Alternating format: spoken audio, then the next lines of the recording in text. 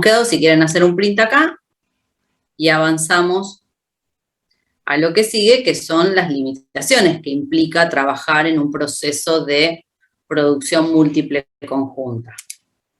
Vamos a avanzar a las limitaciones. Por un lado, no es posible determinar contribuciones marginales unitarias, porque si yo no puedo identificar los costos con cada uno de los productos, esto que hablábamos recién, yo no puedo saber cuánto del costo del despostado del pollo es para las alitas, cuánto es para la suprema, cuánto, o sea, no tengo manera. Entonces, si no puedo determinar un costo unitario para cada uno de los productos, tampoco voy a poder determinar una contribución marginal unitaria, ¿sí? Por otro lado, no puedo identificar puntos de nivelación por producto, como hacíamos en la producción múltiple alternativa, que nosotros teníamos los puntos de nivelación o los puntos de equilibrio específicos de cada producto. Acá no lo vamos a poder hacer, porque no tenemos la contribución marginal unitaria por producto. Entonces, si no tengo la contribución marginal unitaria por producto, que es lo que necesito tener para hacer el punto de nivelación específico, no lo puedo hacer. No se pueden tomar decisiones sobre la mezcla de productos. Yo no puedo elegir qué producto hacer en mayor medida y qué producto hacer en menor medida. Lo que sí puedo elegir es quizás no agregarle un proceso adicional y venderlo tal como sale del proceso conjunto. Esto que hablábamos en el caso, por ejemplo, del ejemplo del pollo, el que tiene la pollería puede elegir vender las supremas como tales, no hacerle un proceso más y transformarlas en milanesas. Pero no puede elegir tener un pollo con 4 supremas. ¿Sí? Entonces no puedo tomar la decisión sobre la mezcla, sobre qué composición quiero obtener a partir de una determinada materia prima. La condición está dada por la materia prima. El punto de nivelación o de equilibrio se determina en función del total de bienes a procesar, ¿sí? ¿Qué nos dice esto? El punto de equilibrio no va a ser la cantidad de unidades de patamuslo o la cantidad de unidades de suprema. No, el punto de nivelación o de equilibrio, depende de lo que estemos estudiando, va a ser la cantidad de pollos a vender. ¿Sí? Me condiciona la materia prima en un proceso múltiple conjunto. Entonces yo lo que tengo que analizar es la cantidad de esa materia prima a procesar, no la cantidad de un producto específico. ¿Sí? Entonces, el punto de nivelación va a estar en función del total de bienes a procesar, del total de esta materia prima que me está dando los distintos productos múltiples. Bien, no se pueden determinar resultados por línea de producto, porque justamente como no podíamos tener una contribución marginal propia de cada producto, tampoco voy a poder determinar cuál va a ser la utilidad propia de cada producto. Contablemente hay técnicas como para decir, bueno, a ver, los costos conjuntos los distribuimos entre los distintos productos que obtenemos en función del precio de venta, por ejemplo. O los distribuimos en función de la cantidad que obtenemos de cada uno de los productos, en cuantía. Contablemente, ¿sí? Se hace, se utiliza. A nivel de gestión, como esas decisiones son un tanto arbitrarias y no nos sirven tanto, a nivel de gestión nosotros no vamos a trabajar con estas distribuciones que a veces contablemente son necesarias para los inventarios, son necesarias, o sea, la norma nos pide que tengamos una asignación, pero de la manera que trabajamos desde la gestión no vamos a determinar resultados por cada uno de los productos. Bien, si quieren hacer un print, ahí ya estaríamos con todo. Consultas que surja de esto. Dejo de compartir un poquito. Consultas. ¿Queda clara la diferencia entre lo que es el proceso de producción conjunto con respecto a lo que es el alternativo? Sí, profe. Bien. Recuerden, determinadas industrias tienen este tipo de procesos, no todas. Determinadas industrias tienen las más comunes son el petróleo, la industria frigorífica, el tema del aceite, sí, hay varias, esas son las más comunes y las que uno puede ver más fácilmente. De hecho, si quieren ver, también hay videos de producción del aceite donde muestran cómo va por un lado saliendo con el prensado de las semillas, por un lado va saliendo el aceite, por otro lado salen las cascaritas que después se prensan y se les da forma para hacer el alimento para los animales. Y sí o sí salen las dos cosas, no hay manera de evitarlo. Bien, ¿alguna consulta más de esto teórico? Hace una pregunta, la industria de lácteos, por ejemplo, es un poco una mezcla que se puede elegir qué productos hacer, pero también puede pasar que a partir de los procesos obtengo distintos productos que no los puedo evitar.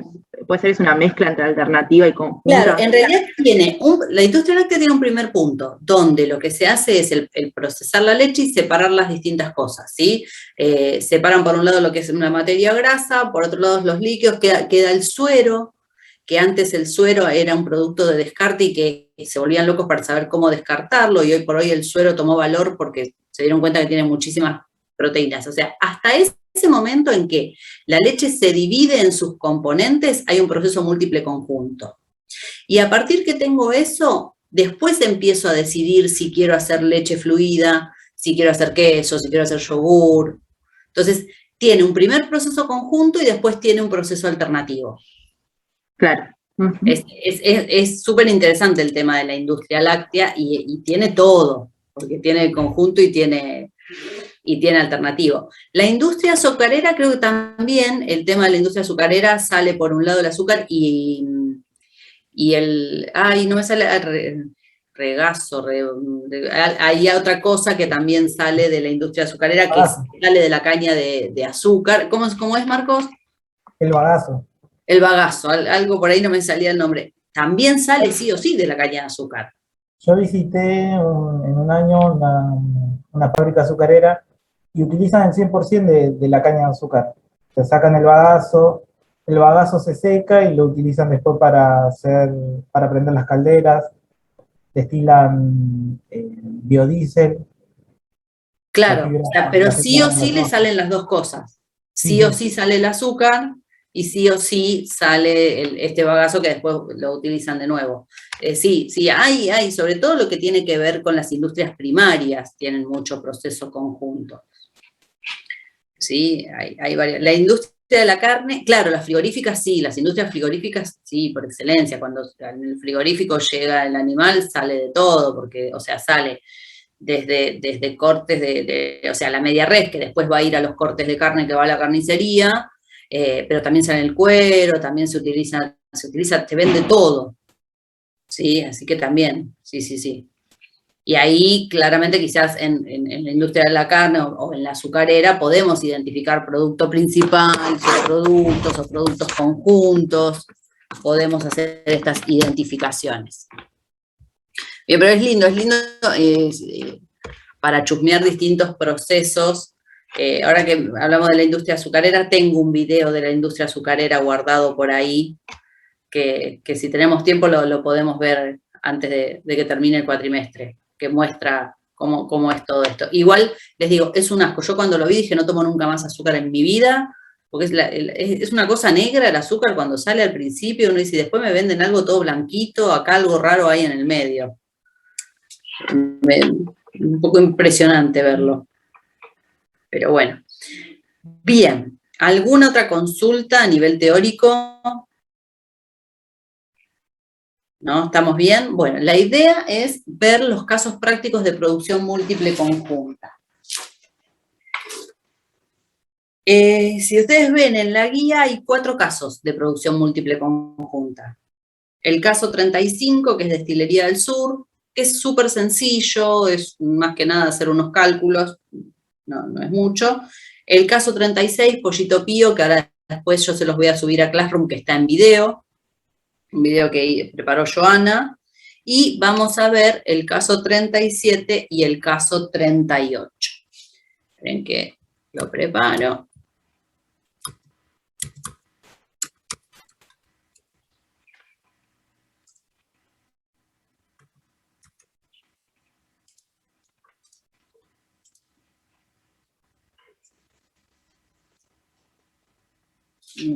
Que busco el...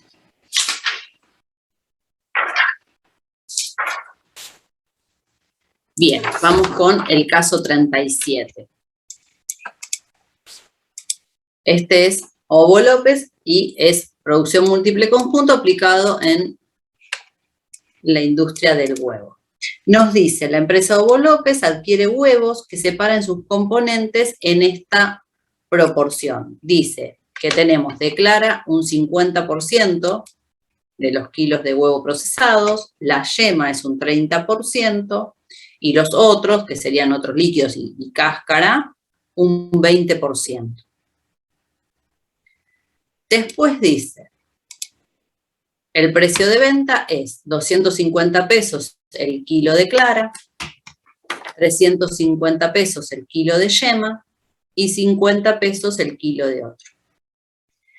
Si lo pensamos desde la teoría, acá claramente tenemos dos productos conjuntos, ¿sí? La clara y la yema.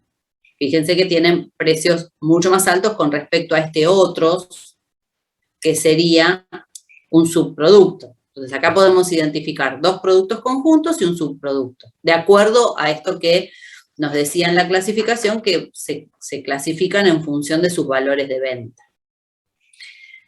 Esta proporción de 50% clara, 30% yema y 20% otros se va a dar siempre. No la podemos modificar, ¿sí? Siempre los huevos van a tener clara, van a tener yema y van a tener la cáscara, ¿sí? Y en esa proporción. Obviamente estas proporciones surgen de un promedio, ¿sí? Alguno tendrá el 51, el 29, pero en promedio da estas proporciones. Después nos dice, los huevos se adquieren a 100 pesos el kilogramo, hay otros costos variables por 20 pesos por kilo y costos fijos de 30.000 pesos mensuales, ¿sí? Con esto tenemos todos los datos. El hecho de hablar de los kilos de huevo suena medio raro porque uno está acostumbrado a hablar de docena de huevo, o pero que es un maple de 30, como kilo de huevo. La industria que procesa huevo para hacer huevo líquido o huevo en polvo trabaja en función de los kilos de huevo, ¿sí? No importan las unidades, porque ellos normalmente para la industria van las unidades más chiquititas, las que no salen a la venta al mercado de huevo entero, ¿sí? Entonces se trabaja a partir de los kilos de huevo que se procesa. Por eso suena medio raro el kilo de huevo, pero es por eso, es a nivel industrial. Bien, después nos dice, primero que nada, nos pide, calcule el punto de nivelación. Recuerden que los puntos de nivelación o los puntos de equilibrio nosotros los vamos a determinar en función de la cantidad de materia prima a procesar, ¿sí? En este caso sería la cantidad de huevo. Entonces, punto de nivelación como cualquier otro punto de nivelación que estuvimos trabajando hasta ahora, ¿sí? La cantidad de nivelación es igual a los costos fijos sobre la contribución marginal unitaria. Ahora, el tema es que nosotros no tenemos una contribución marginal unitaria por producto. Lo que vamos a tener que hacer es una contribución marginal unitaria de todos los productos que surgen. ¿Cómo vamos a hacer esto? Nosotros teníamos 3 productos, la clara, la yema y los otros, y sabemos la proporción, ¿sí? Bueno, conocemos los costos fijos que son 30.000 y sabemos que de clara es el 50%, o sea, cuando yo proceso 1 kilo de huevo, el 50% de ese kilo es clara, ¿sí? El kilo de clara se vende a 250 pesos. Pero en realidad, en 1 kilo de huevo yo tuve medio kilo de clara. Tuve el 50%. Entonces, el 50% de 250 es 125 pesos. Cuando nosotros procesamos 1 kilo de de huevo y obtenemos el 50% de clara, vamos a lograr obtener medio kilo de clara. Con ese medio kilo de clara, si lo vendemos, vamos a tener un ingreso de 125 pesos, ¿sí? Un segundito que justo...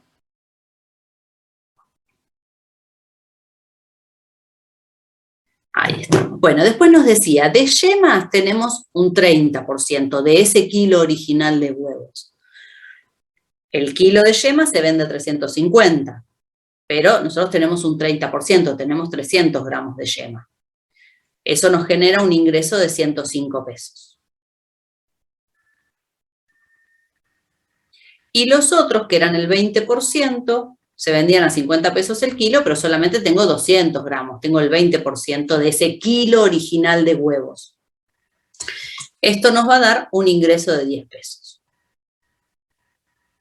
Entonces, cuando nosotros procesemos un kilo de huevos, vamos a lograr obtener ingresos por 240 pesos.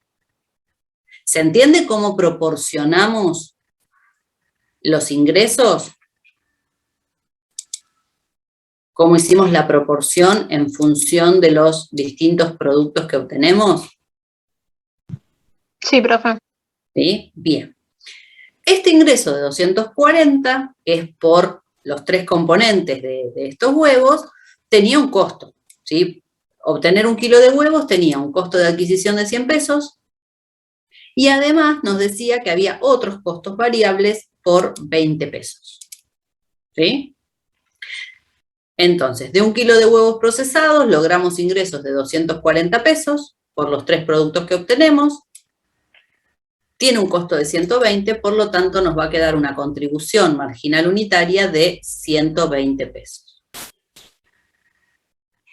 ¿Sí? Esta contribución marginal unitaria es la contribución por cada kilo de huevo procesado. Esta es la que vamos a utilizar en la fórmula. Entonces, esto nos va a dar que 30.000 pesos, que era el costo fijo, dividido 20 pesos por kilo, nos va a dar que necesitamos procesar 250 kilos para estar en nivelación. Esos 250 son 250 kilos de huevo. Ni de clara, ni de yema, ni de otros. 250 kilos de huevo. Esto que hablábamos antes, el punto de nivelación o punto de equilibrio, depende de lo que esté buscando, va a estar dado en la cantidad de bienes a procesar. ¿Sí? Si quieren hacer print, avanzo al punto siguiente. Acá nos pide, determine el nivel de actividad, había algo en el chat, determine el nivel de actividad, esperen que estoy tocando cualquier cosa, necesario para obtener un beneficio de 20.000 pesos. O sea, lo que nos está pidiendo es un punto de equilibrio.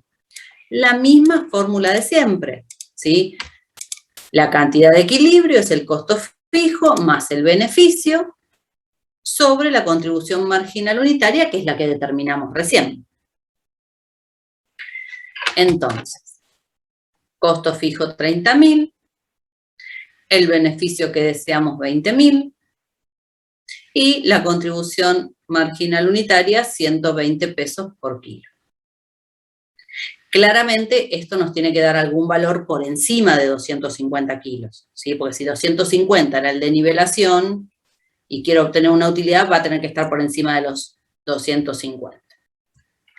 Y acá nos da 417 kilos. 417 kilos de huevo.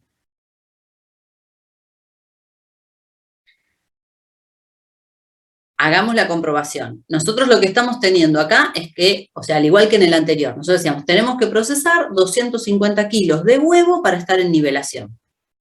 Acá decimos, tenemos que procesar 417 kilos de huevo para ganar 20.000 pesos. ¿Sí? Entonces, Analicemos cómo quedarían esos 417 kilos. Si en cada kilo tengo 50% de clara, 30% de yema y 20% de otros, en los 417 kilos vamos a lograr que el 50% de esos 417, 208, sean clara. El 30% de los 417 kilos es yema. Son 125 kilos. Y el 20% de los 417 kilos es otros. ¿Sí? Están los numeritos un poco redondeados para que sea visualmente más sencillo. ¿Sí? Ustedes lo hacen con Excel, van a tener decimales. ¿Cómo lo compruebo? Lo que tengo que ver es qué monto de ingresos por ventas me genera esta mezcla que no puedo alterar, que siempre va a ser así, y ver si realmente me genera esta utilidad de 20.000 como buscábamos. Tenemos los 3 productos y sabemos que 208 kilos son de clara. Cada kilo de clara se vende a 250 pesos, era un dato que teníamos al inicio. Entonces, esto genera un ingreso de 52.083 pesos. De yema, cuando procesamos los 417 kilos, nos quedamos con 125 kilos de yema. La yema se vende a 350 pesos el kilo. Entonces acá vamos a tener un ingreso de 43.750 pesos. Y de otros tenemos 83 kilos a 50 pesos el kilo. Esto nos da un ingreso de 4.167. En total, al procesar y vender los 417 kilos, tenemos ingresos por 100.000 pesos. Ahora vamos a ver qué tenemos de costos. De costos teníamos el costo de adquisición, que era de 100 pesos por kilo. Acá nosotros estamos trabajando sobre 417 kilos de huevo. Así que tenemos 41.667. Recuerden que los valores están redondeaditos, por eso parece medio raro. Después teníamos otros costos de 20 pesos por kilo. Entonces, los 417 kilos por 20 pesos el kilo. Esto nos va a dar 8.333.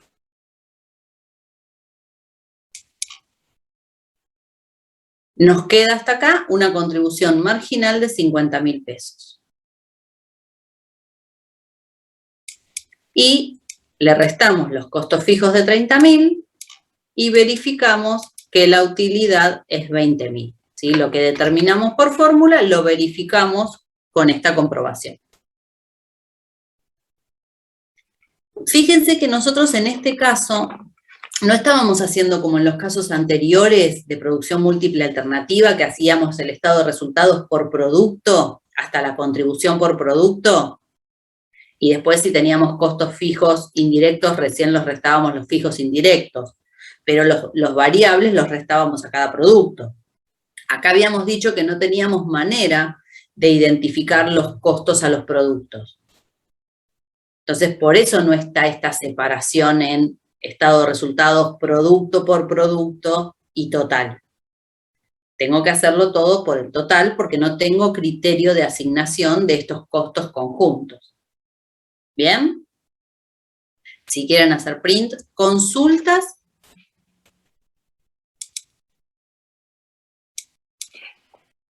¿Vamos bien? Vamos bien, profe. Bien. Avanzamos un chiquitín más. Dice, si se logra el resultado anterior, ¿cuál sería el margen de seguridad en cantidades físicas y en porcentaje? Como yo tengo un punto de nivelación, y acá estoy hablando en el punto anterior de un punto con una utilidad, puedo hablar de un margen de seguridad. Entonces, las fórmulas las mismas que usamos para todo. Margen de seguridad en cantidad es la cantidad de referencia, que en este caso van a ser los 417 kilos, menos la cantidad de nivelación que ya habíamos visto que eran 250 kilos. Entonces, 417 menos 250 nos da que tenemos un margen de seguridad de 167 kilos. Bien. Si lo hacemos en porcentaje, partimos de este margen de seguridad en cantidad sobre la venta total en cantidad por 100. Siempre estamos hablando de cantidad de esa materia prima original que es el huevo entero, ¿sí? El huevo que se compra por kilos. Esto nos va a quedar 167 kilos sobre 417 kilos por 100. ¿Sí? Margen de seguridad en cantidad sobre venta total por 100. Y esto nos da que hay un 40% de margen de seguridad. Bien, entonces, lo que no podríamos trabajar en un caso de producción múltiple conjunta serían los puntos de nivelación o puntos de equilibrio sectoriales específicos, ¿sí? De cada producto, pues no podemos. Tampoco podemos trabajar las contribuciones marginales unitarias, ni tampoco podríamos trabajar relaciones de reemplazo, porque yo no puedo elegir reemplazar 2 supremas por 4 patas. ¿Sí? Como no lo puedo elegir, no tengo manera de trabajar relaciones de reemplazo. Bien, hasta acá. ¿Consultas de este ejercicio? No, profe. Bien. Bien. Bueno, dejo de compartir y vamos a ver cómo estamos con la hora. Ah, estamos re bien con la hora. Bien.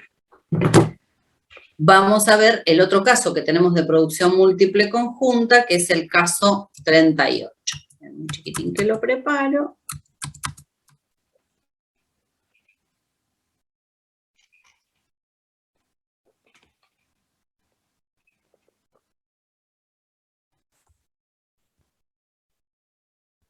Esperen que la máquina colapsó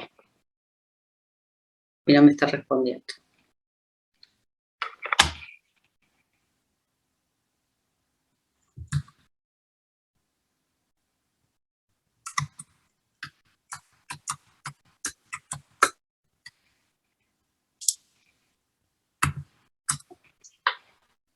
Ahí está, ahora sí.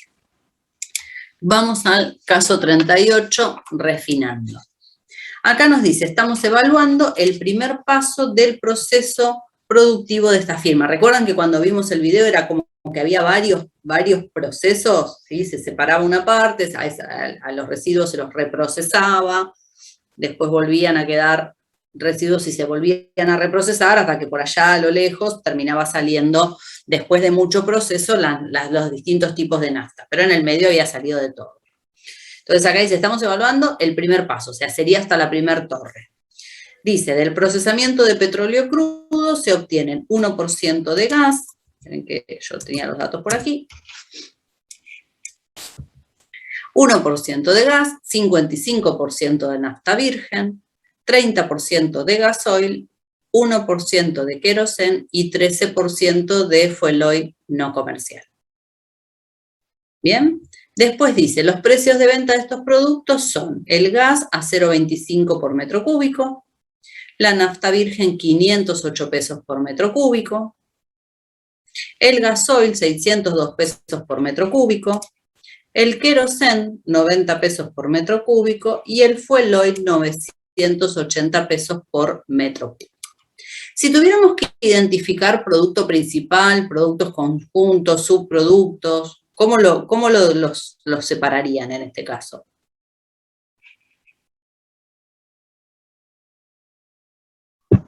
La nafta y el gasoil, productos conjuntos. Sí. Bien, ¿qué más? O sea, no tenemos un producto principal, sino que tenemos productos conjuntos.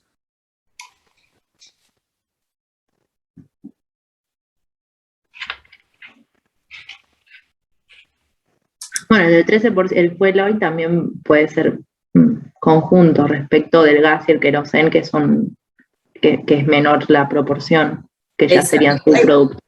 Hay 3 productos con un valor de venta muy alto con respecto al valor de venta de los otros 2. ¿Sí? El fuel oil, el gasoil y la nafta virgen tienen precios mucho más elevados que el gas y el queroseno.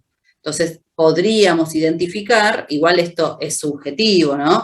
Pero podríamos identificar que hay 3 productos conjuntos, el fuel oil, el gasoil y la nafta virgen, y 2 subproductos, el gas y el queroseno. De todos modos, más allá de esta identificación, no hay nada que nosotros podamos hacer para mejorar esta mezcla o para decir no quiero tener queroseno o no quiero tener gas porque tienen un valor de venta ínfimo.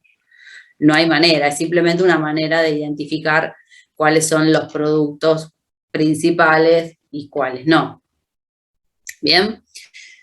Después el ejercicio nos dice, los costos variables ascienden a 208 pesos con 20 por cada metro cúbico de petróleo.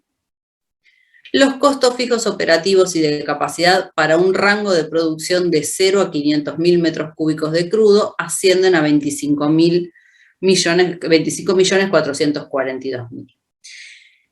¿Por qué nos dice esto del rango de producción? Recuerden que cuando hablamos del concepto de los costos fijos, decíamos que los costos fijos son fijos para una determinada capacidad. O sea, el tener una determinada estructura de máquinas, de galpones, de operarios y demás, a nosotros nos permite producir hasta un cierto límite. Si yo necesito ampliar ese límite de producción, porque necesito vender más, o sea, voy a tener que o comprar una máquina más, o alquilar un galpón más, o construir un galpón más, ampliar las instalaciones, incurrir en nuevos costos fijos, ¿sí? Entonces, los costos fijos son para una determinada capacidad. Y acá nos está diciendo, bueno, en este caso, estos 25.442.000 nos alcanzan para procesar hasta 500.000 metros cúbicos de petróleo crudo. Si nosotros en algún cálculo, nosotros dijéramos, no sé, queremos obtener una utilidad de, no sé, 500.000 millones, quizás tengamos que procesar 800.000 metros cúbicos. Entonces ahí ya este costo fijo no nos sirve, ya no va a ser este. ¿Sí? Eso es un poco lo que significa que los costos fijos son para un determinado rango. ¿Sí? Yo puedo tener hasta una capacidad máxima de producción de 500.000 metros cúbicos. Después veremos cuando hacemos la fórmula si algo escapa a esa capacidad. Bien, si quieren hacer print, estos serían los datos, pasamos a la resolución.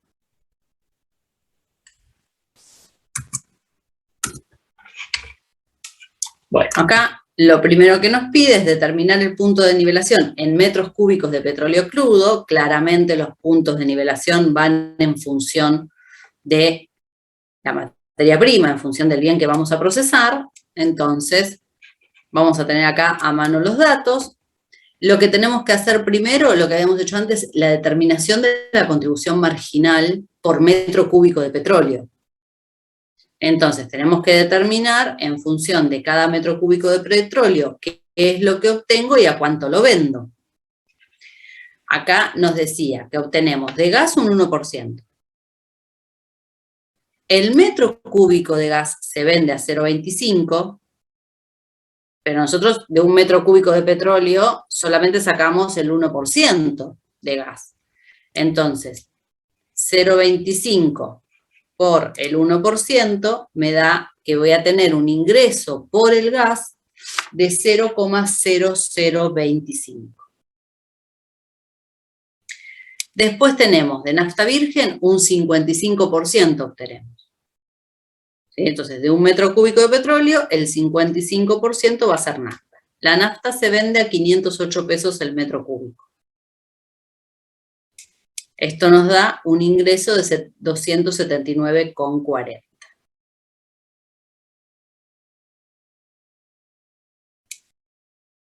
Después teníamos 30% de gasoil.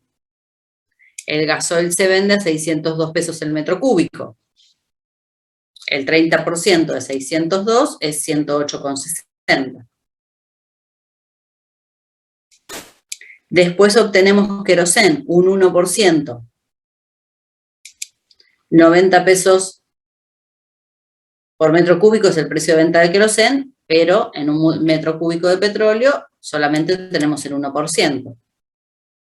Esto nos da 0,90.